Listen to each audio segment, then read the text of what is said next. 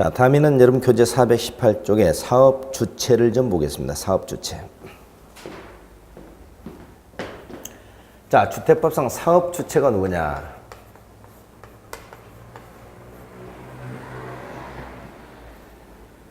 자, 사업 주체라는 것은 주택법에서 사업계획 승인,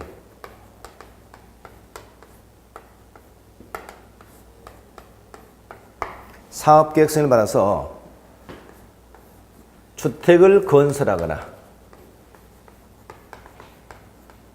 또는 대지를 조성하는 자를 말합니다. 자, 주택법상 사업계획 승인을 받는다. 조금 이따 나오겠습니다만은 사업계획 승인을 받는다는 것은 기본적으로 한 번에 30호, 30세대 이상일 때 사업계획 승인을 받는다고 그랬죠.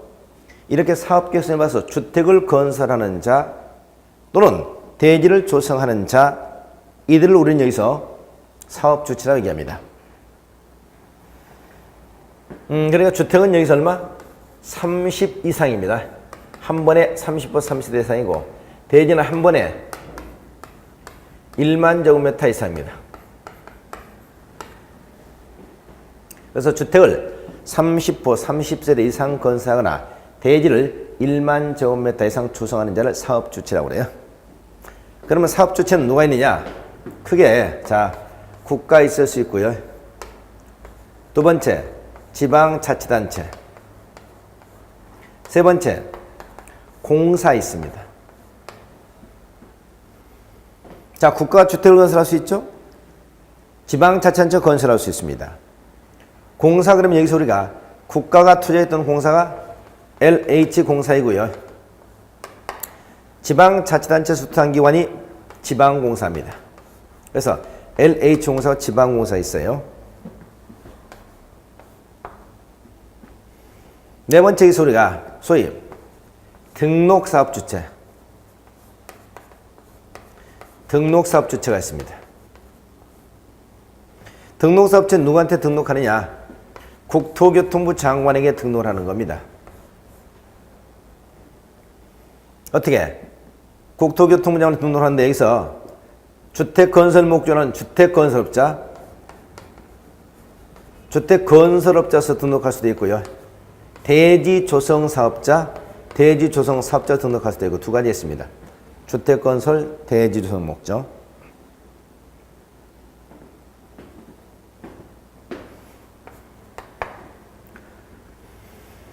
다섯 번째, 주택조합이 있을 수 있습니다. 주택조합.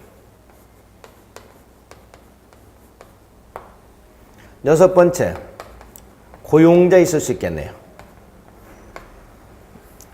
주택조합은 주택조합은 여기서 우리가 크게 세 가지 있는데도 지역주택조합, 직장주택조합, 리모델링 주택조합이 있습니다.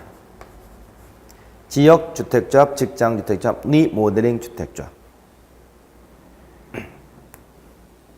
자, 이렇게 해서 우리는 1번, 2번, 3번 국가, 지방지역, 공사, 여기 우리는 보통 공사업주체라고 얘기합니다. 그 다음 등록사업주체, 주택조합, 고용자, 이들은 우리가 흔히 민간사업주체라고 얘기합니다.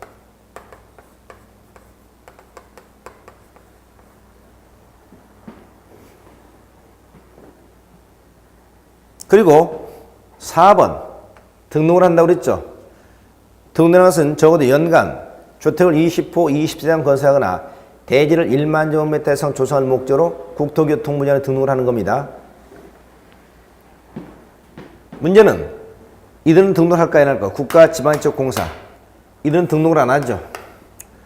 또 주택조합이나 고용자도 원칙적으로는 등록을 하지 않습니다. 자, 그래서 사업주체를 국가, 지방지역, 공사인 사업주체, 공공사업주체, 민간사업주체 이렇게 나오시고요. 또 우리가 이걸 사업주체를 이 공동사업주체라는 게 있어요. 공동사업주체.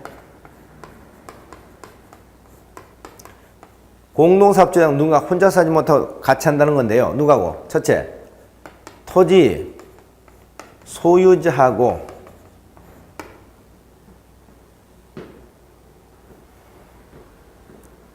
두 번째, 주택,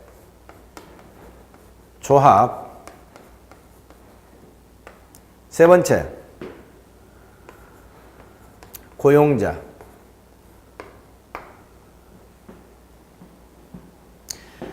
이들은 누구하고? 등록 사업주체하고 함께 사업을 시행할 수 있습니다.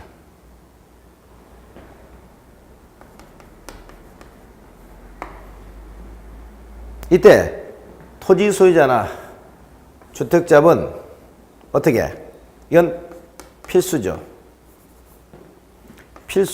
이건 의무적입니다. 의무적이고, 그 다음에 고용자와 등록사업자는 필수적입니다.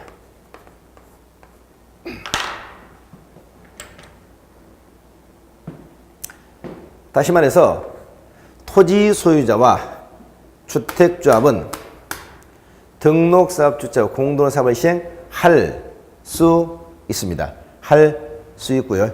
고용자와 등록사업주체는 사업을 함께 시행해야 합니다. 그래서 토지 소유자와 등록사업주체, 주택조합과 등록사업주체, 이들은 함께 사업을 시행할 수 있고요. 고용자는 반드시 사업을 함께 시행해야 돼요. 이걸 공동사업주체라고 합니다. 그러면 여기서 우리가 등록은, 이들은 등록을 할 필요가 없습니다. 근데 주택조합과 고용자는 등록을 한다. 주택조합과 고용자도 원칙적으로 등록을 해야 됩니다. 그런데 주택조합이나 고용자가 이렇게 등록사업자가 같이 사업을 하고 있다면 등록할 필요가 없죠. 여기 등록사업자가 여기 있기 때문에. 그래서 이때는 등록을 하지 않습니다. 유의하세요. 자, 그래서 공동사업주체, 토지 소유자, 주택조합은 함께 할 수 있고 고용자는 함께 시행해야 한다. 이때 이 주택조합이나 고용자는 등록을 한다, 안 한다? 원래는 해야 되는데 주택조합이나 고용자가 등록사업주자 같이 사업을 하고 있다면 등록사업주가 별도로 있기 때문에 이때는 등록하지 않는다. 이렇게 얘기하시면 되겠습니다. 자, 이렇게 해서 이들을 혼자 쓸 때 단독사업주체라고 그러고, 이거는 이제 공동사업주체라고 그러겠죠. 또 이들은 등록사업주체, 4번 등록사업주체, 나머지는 비등록사업주체입니다. 그 밑에 2번에 뭐 등록요건 나와 있죠. 등록요건. 등록 연간 20세대, 20호 이상. 대지는 1만 제곱미터 이상 조성하고자 하는 사람이 등록을 합니다. 노관태 국토교통부 장관에게 그 등록의 기준을 보면 주택건설업자는 대주선사업 두 가지 있는데, 자본금은 법인일 땐 3억 이상이고요. 개인일 땐 6억 이상이 됩니다. 그리고 주택건설 목적일 때는 건축 분야 기술자 한 사람 이상이 되고, 대지 조성 목적일 때는 토목 분야 기술자 한 사람 이상이 있으면 됩니다. 자, 이렇게 보시면 되겠어요. 사업주체. 그 다음에 나온 것이 조합입니다. 조합. 이 조합은 주택조합이죠.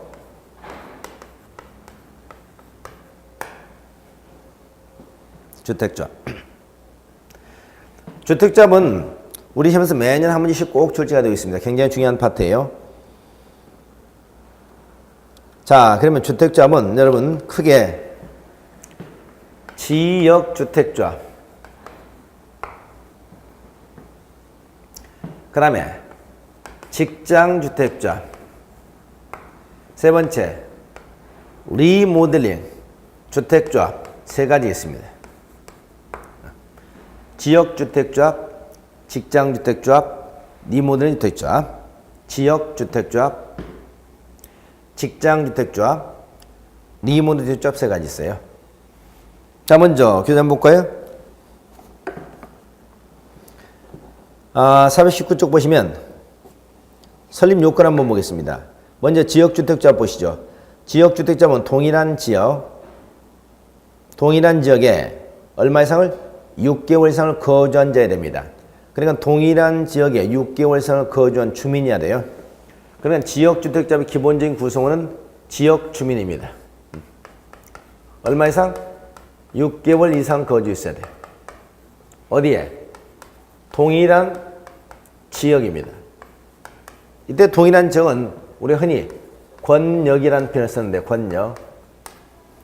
예를 들면 서울, 인천, 경기. 여기를 수도권이라고 합니다. 부산, 울산, 그 다음에 경상남도. 이 뭐 경남권이라고 그러죠. 이런 식으로. 자, 이렇게 권역으로 묶어진 지역을 말해요. 밑에 보니까 조합세 인가 신청일부터 주택조합 입주 가능일까지 주택을 소유하지 아니하거나 전용면적 85제곱미터 1주택을 소유하고 있으면 됩니다. 두 번째 요건은 세대주야 돼요. 세대주야 되고 무주택이거나 또는 1주택을 소유하고 있으면 됩니다. 1주택 얼마? 85제곱미터 이하. 세대주이거나 또는 세대주이면서 무주택자거나 85제곱미터 이하 1주택을 세대원 중에 누구 하나 가지고 있으면 가능합니다.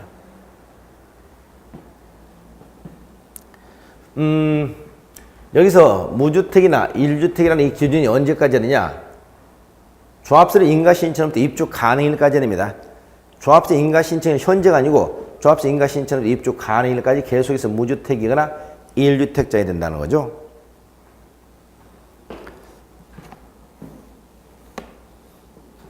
자, 그래서 지역주택조합은 동일한 권역에서 6개월 이상을 거주해온 주민이어야 되고 세대주야 되고요.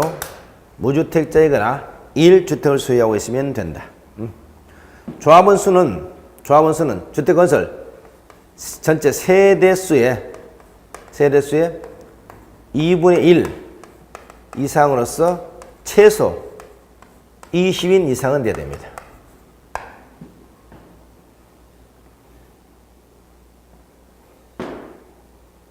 자, 이게 지역주택조합이 되겠습니다. 그 다음 직장조합 보겠습니다. 직장은 동일한 국가기관지만 범위죠. 동일한 직장에 근무하는 자이고요. 역시 여기도 주택을 소유하지 아니하거나 85제곱미터 이하의 1주택을 가지고 있으면 됩니다. 그런데 밑에 국민택을 공급받기 위해서 직장조합 설립하는 설립 신고하죠. 자, 그럼 여기는 직장조합은 동일한 직장에 근무하는 자입니다. 동일한 직장에 근무하는 자. 여기도 당연하게 세대주야 되겠죠. 여기도 무주택이거나 또는 1주택이어야 됩니다. 그런데 여기서 특히 직장조합은 두 가지 있습니다. 직장조합을 설립해가지고 자신들의 직접을 직접 주택을 건설하는 목적이 있고요. 다른 사업주체가 건설한 국민주택을 우선적으로 분양받을 목적으로 설립하는 직장주택조합이 있어요. 다른 사업주체가 건설한 국민주택 등을 우선 공급받기 위해서 설립한 직장주택조합. 이 조합은 반드시 무주택이어야 됩니다. 그래서 무주택을 요건으로 하는 경우도 있다는 겁니다. 주택을 공급, 받을 목적의 직장주택조합이죠.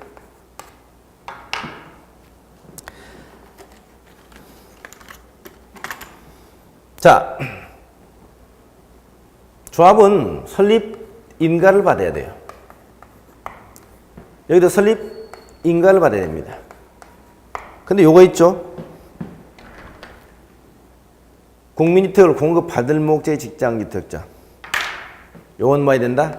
신고하면 됩니다. 신고.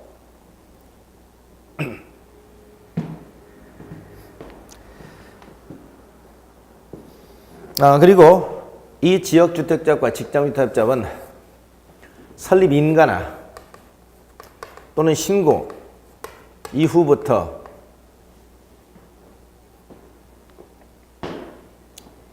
신규 가입이나 교체가 금지됩니다. 신규 가입 교체가 금지됩니다.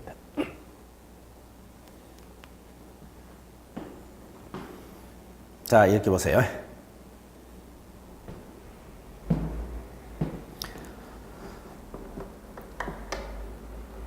그 다음에 리모델링 주택조합 보겠습니다. 리모델링 주택조합. 리모델링 주택조합은 기본적으로 공동주택의 소유자입니다.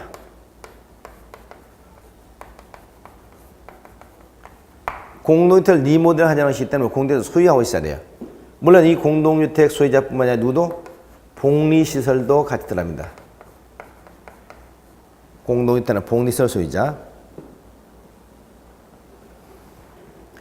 이거 경계하는 수 몇 년? 10년. 또는 아까 15년 나왔었죠? 경과에서 10년 또는 15년 경과가 있어야 되고요. 그 다음에 이건 여기도 설립 뭘 받는다? 인가를 받아요. 그런데 여기는 조합원 수가 이 둘은 같아요. 조합원 수가 여기도 2분의 1 이상으로서 20 이상. 이 내용은 여기도 똑같습니다.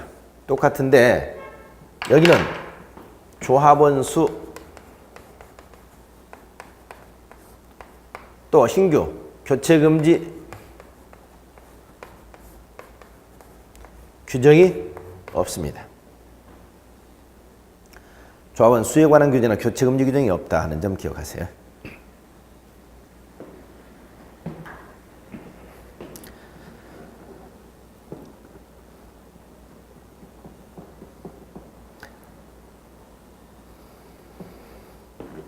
자, 이렇게 해서 조합은 크게 지역주택조합, 직장주택조합, 리모델링 주택조합으로 나뉜다.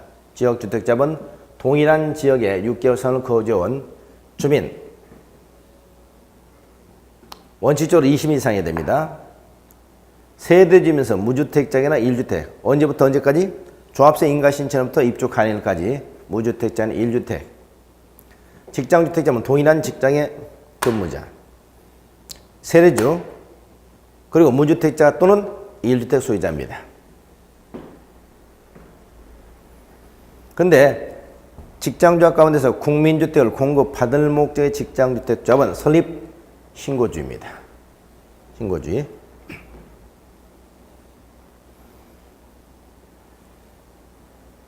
그 다음 리모델링 조합은 공동주택 소유자거나 복리시설의 소유자야 돼요. 공동주택이나 복리시설 소유자.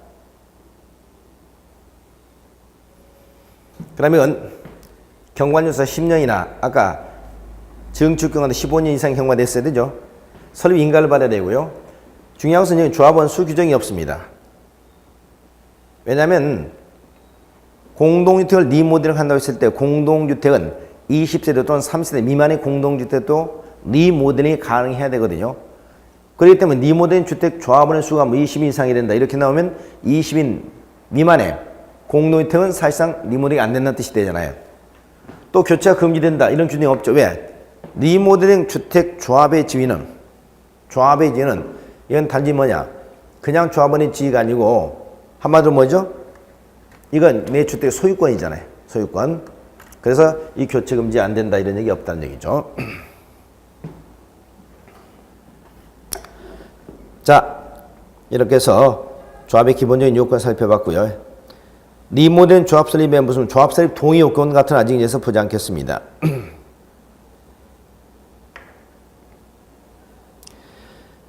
그 다음 밑에 그 조합 설립 보시면 조합 설립 때 누구한테 시장, 군수, 구청의 설립 인가를 받나 그랬죠? 시장, 군수, 구청 설립 인가를 받아야 돼요.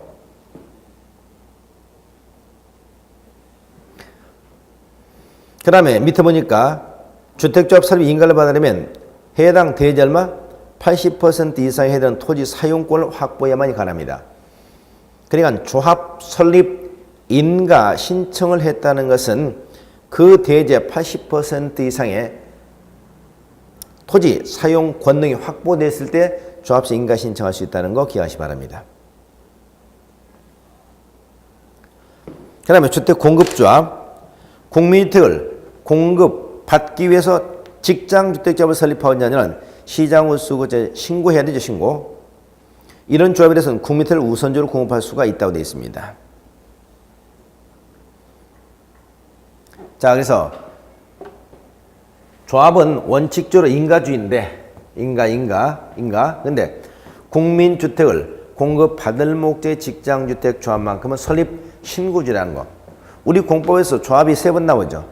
도시개발법에서 도시개발조합이 나오고 정비법에서 정비사업조합이 나오고 주택법에서 주택조합이 나오고 3번 나옵니다.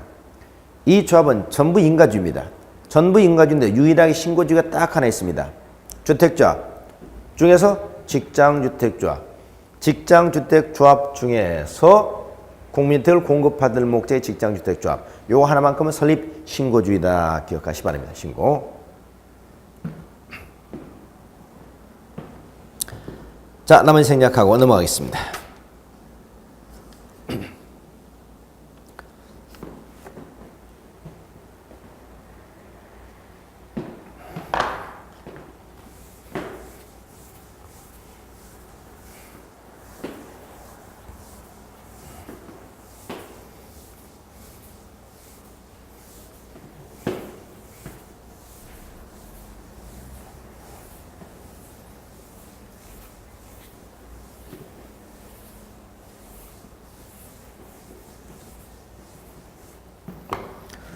자, 그 다음에는 주택건설 절차인데요.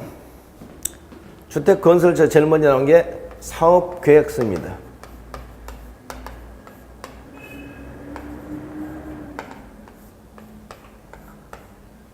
사업계획서입니다.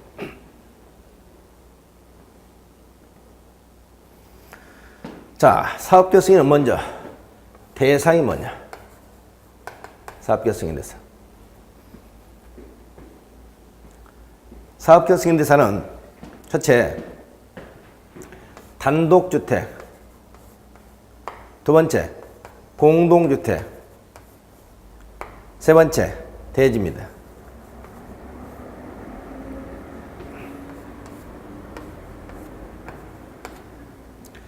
단독주택은 30호입니다.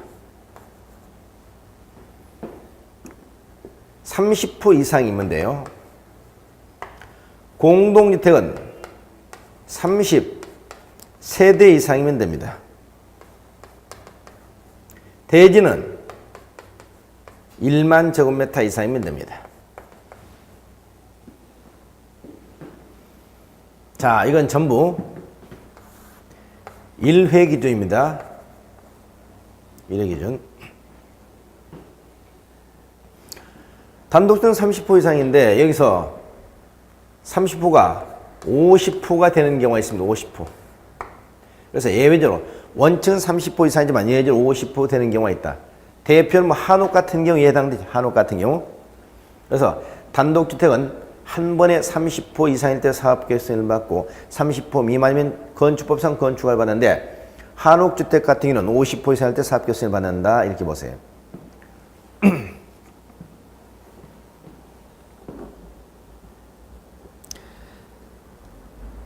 자, 그 다음에 공동주택 역시 30세대죠. 공동주택은 30세대 이상인데 여기도 예외적으로 50세대 이상일 때 사업계획서를 받는 경우가 있습니다. 원칙은 30호 30세대인데 예외적으로 50호 50세대 있다는 점만 기억하시고요.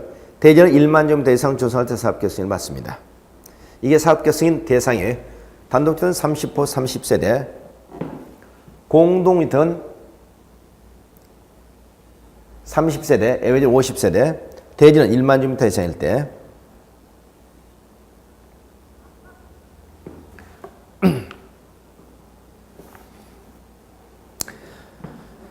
자, 그래서 교재 421조에 보니까 거기 사업계획서의 기준 총정리에서 거기 단독주택은 30호인데 예외적으로 뭐 블록형 단독주택 뭐 이런 표현 썼죠.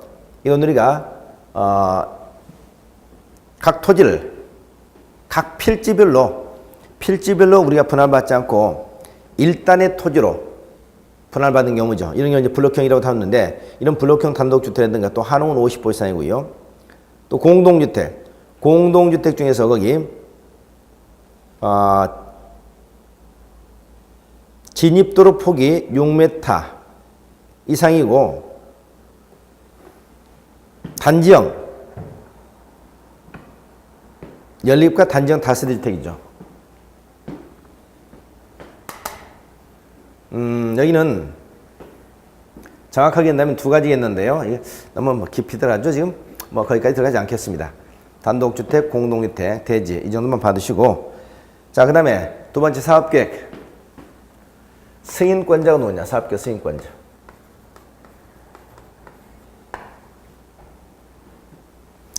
사업계획 승인권자는 이렇게 보세요. 사업계획 승인권자는 첫째,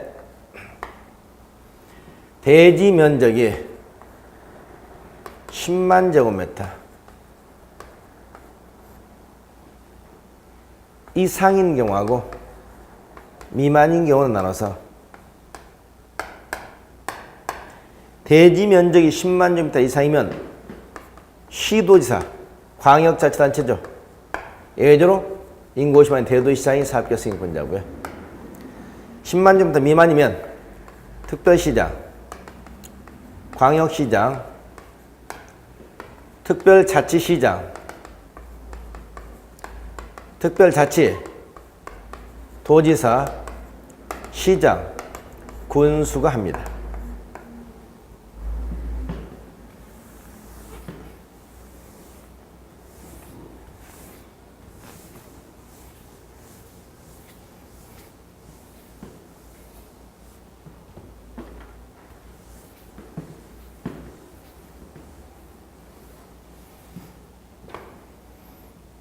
(10만 제곱미터) 이상이면 광역자치단체장이 하는데, 다만 인구 50만이 넘는 대도시는 대도시장이 직접 한다는 것이고요. 10만 제곱미터 미만인 특별시에서는 특별시, 광역시는 광역시장, 세종시 여기까지는 똑같아요. 여기까지 여기가 동일하다고요. 다만 도에서는 누가 한다? 여기는 원래 도지사가 하죠. 예외적으로 대도시장 합니다만 여기는 시장 후수하겠다는 겁니다. 그래서 10만 이상 시도지사, 대도시장, 10만 미만은 특별시장, 광역시장, 특별자치장, 특별자치, 도지사, 시장, 군수 이렇게 이해하시기 바랍니다. 또 우리가 국토교통부 장관이 하는 경우가 있습니다. 국토교통부 장관이 하는 경우. 예를 들면 누가 국가라든가 또는 LH공사 사업을 한다.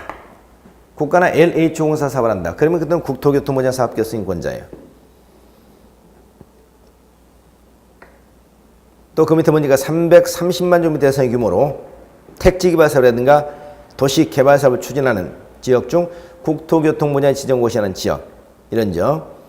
그럼 면적이 100만 평, 330만 제곱미터 규모로 택지개발 사업, 도시개발 사업을 하는 경우에 그 지역에서 국토교통부 지정고시하는 경우, 이런 경우 국토교통부 장관 사업계획 승인을 합니다. 그래서 원칙적인 사업계획 승인 이렇게 하시고 국장까지 이렇게 보시면 되겠네요. 그래서 사업계획 승인권자 넣으면 국장, 시도지사, 대도시장, 자 이렇게 이해하시면 되겠네요. 자, 그 다음 나머지 생략하시고요.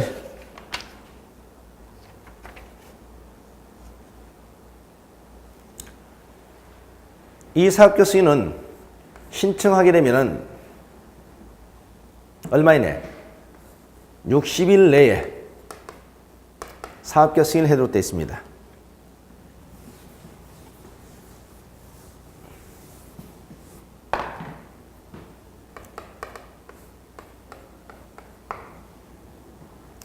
그러면 사업계획 승인을 받으면은 뭐가 간주되냐?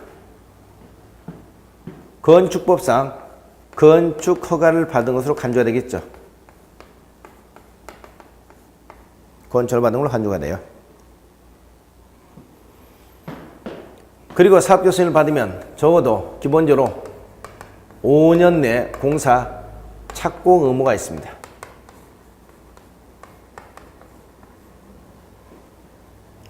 만약 5년에 착공하지 않는다. 착공하지 않게 되면 사업계획 승인을 취소할 수 있습니다. 다만 정당한 사유였으면 1년 범위 내에서 연장할 수는 있어요. 그래서 주택법상 사업계획 승인을 받으면 얼마나 공사 착공해야 된다? 5년에 착공해야 된다. 5년 만에 착공하지 않게 되면 사업계획 승인을 취소할 수 있다. 다만 정당한 사유였으면 1년 범위 내에서 연장할 수 있다. 이렇게 보시면 되겠습니다. 자, 그래서 사업계획 승인 대상, 사업계획 승인권자, 사업계획 승인의 효과, 건축가를 판정된다. 그리고 공사 착공의 의무가 생긴다. 공사 착공 의무 이렇게 보시면 되겠네요. 근데 그 421조니까 사업계획 승인 대상 예외가 나오죠. 사업계획 승인을 받지 않아도 되는 경우 국토개법상 상업지역, 그 다음 어디? 준주거적입니다. 상업적 준주거적. 그래서 300세대 미만의 주택과 주택 외의 시설 동일 건축물을 건축하는 경우, 주택과 주택 외의 건축물 동일 건축물을 건축하는 주상복합 건축물을 건축한다는 얘기입니다. 그리고 주택 면적 합계 비율이 90% 미만인 경우, 그러니까 주택 연면적 합계 비율이 90% 미만인 경우. 그러니까 이건 한마디로 사업적 승인을 받지 않아도 되는 경우인데, 대표적으로 어디? 거기가 상업적이거나 준주거적. 그러니까 한마디로 상업적이잖아요, 대부분. 근데 여기서 뭘 건축하는 경우? 주상복합이에요.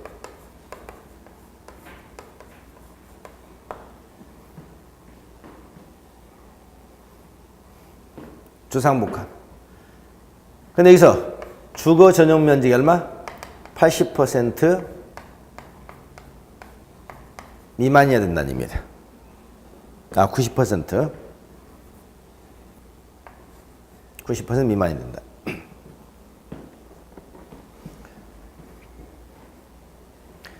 자, 그래서 보통 상업적과 준주거적에서 주상복합을 건축할 때, 주상복합은 일반 아파트하고 다른 점이 상가가 들어가잖아요. 그래서 주상복합을 건축하면 적어도 상업적은 준주거적이 됩니다. 상업적 준주거. 여기서 주상복합을 건축하는데 주거 면적이 일단 90% 미만인 경우, 이런 경우 사업적 승인을 받지 않는다는 겁니다. 만약 주거 면적이 90% 넘어버리면 그때 사업적 승인을 받으라는 얘기죠. 자, 요것만 좀 유의하세요.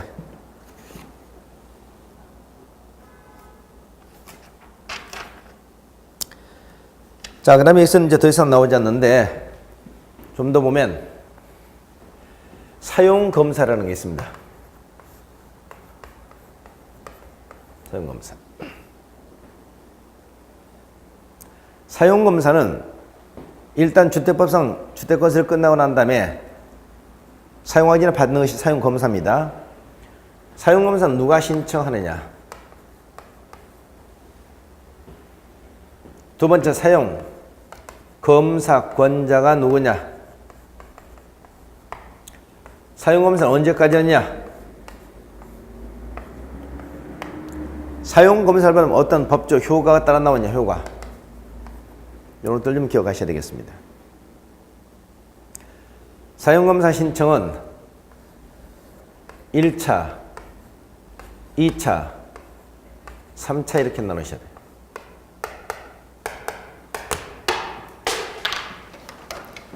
1차적으로는 먼저 사업 주체겠죠? 사업 주체 신청해야 되겠습니다. 그런데 사업 주체가 존재하지 않거나 사업 주체가 중도에서 부도나버린 경우 있죠? 사업 주체가 존재하거나 사업 주체가 부도나버렸다. 그럼 2차적으로 누가? 이때는 시공 보증회사가 하게 됩니다. 시공 보증회사. 그런데 시공보증회사가 존재하지 않거나 시공보증회사가 또 부도나버렸다. 시공보증회사 또 부도났다. 이때는 입주 예정자 대표입니다.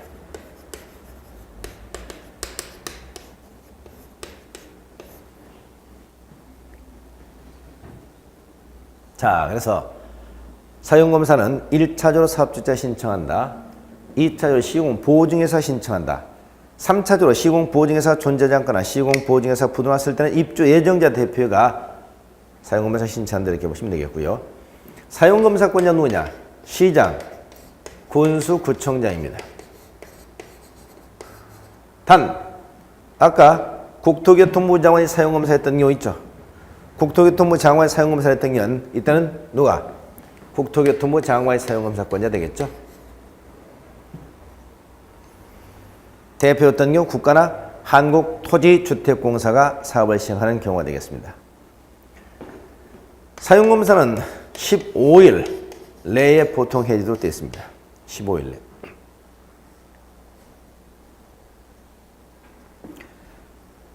사용검사 효과. 사용검사를 받으면 이제 주택을 사용할 수 있겠죠.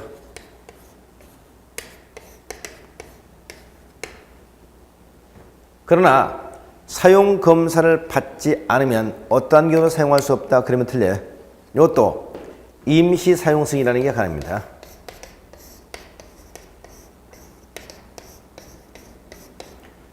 임시 사용 승인 어떻게 받느냐? 주택은 동별로, 대지는 각 구획별로,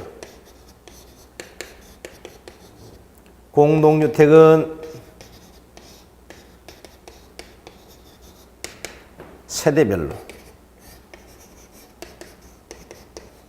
이렇게 받습니다. 임시 사용 승인, 주택은 동별로, 대지는 구획별로, 공동주택은 세대별로 임시 사용 승인을 받는다. 특히 공동주택은 세대별로 가능하다는 걸 기억하세요. 자, 이게 사용검사 되겠네요. 사용검사.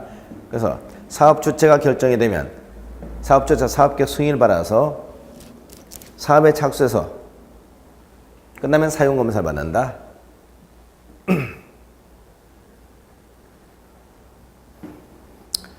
자, 이 정도 기억하시고요.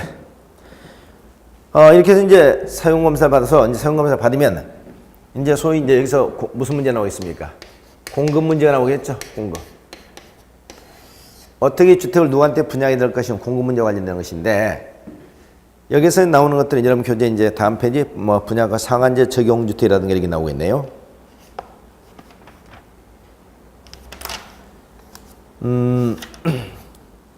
일단 거기 들어가기 전에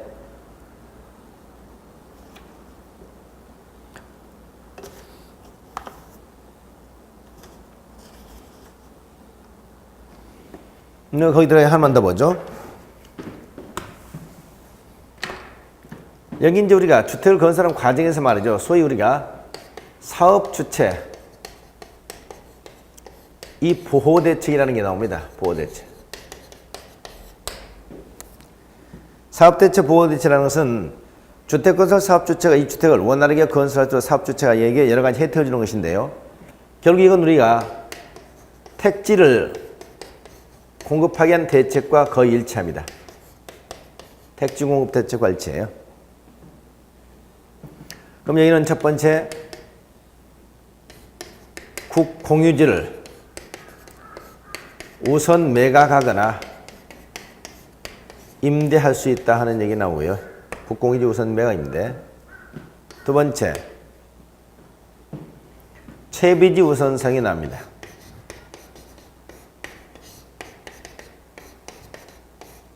채비지 우선 사용.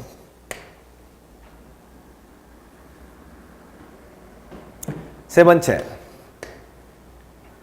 타인 토지 등의 강제 수용, 사용이 나오겠죠.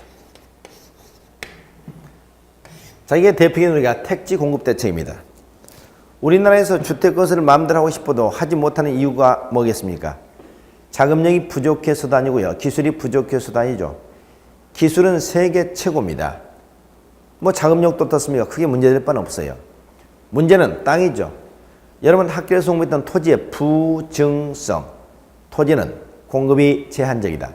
토지는 공급이 늘어나지 않는다. 이런 단점을 가지고 있습니다. 그렇기 때문에 토지가 제한적이기 때문에 주택을 건설하고 싶어도 땅이 없어 주택 건설 제대로 못하고 있거든요. 이런 경우에 부족한 택지 문제를 어떻게 해결할 것인가 하는 의미에서 두 번째 바로 사업주체 모두체 택지공급 대책인데, 뭐 국공유지를 특별한 경우에 국공유지를 우선적으로 매각 임대할 수 있다는 규정이 나오면 오늘 뭐 깊게는 들어가지 않겠습니다. 국가나 지방자치단체가 가지고 있는 토지를 누군가에게 우선 매각 임대한다는 얘기죠. 두 번째, 채비지 우선 사용. 도시개발부서가 채비지라는 것을 공부했죠. 도시개발부에서 나온 채비지는 도시개발 구역 중에서 가장 황금의 요지라고 하는데, 그 채비지를 국민주택 건설 용지, 여기 하나는 국민주택 건설 용지, 국민주택 건설 용지로 사용하기 위해서 우선적으로 매각 임대할 수 있다는 얘기입니다. 그 채비지 좋은 땅을 사업주체가 나 국민주택 건설하고 싶은데 땅이 없어 건설 못해서 그 땅을 나한테 팔으라고 요구하게 되면 그 국민주택 건설 목적은 채비지를 우선적으로 매각할 수 있다는 거예요. 그 다음에 토지를 강제 수용할 수 있다는 거죠. 토지를 강제 수용할 때 민법상 사적 자치 원칙에 반하잖아요. 사적 자치 원칙에. 그런데 여기서 토지 강제 수용을 통해서라도 결국 그 택지를 갖다 마련해서 사업을 시행해야 되는 경우가 있다는 얘기죠. 단 여기서 중요한 것은 수용의 주체는 개인은 안 됩니다. 반드시 누구다? 사업 주체다. 두 번째, 수용의 목적은 뭐냐? 반드시 국민 주택 건설해야 됩니다.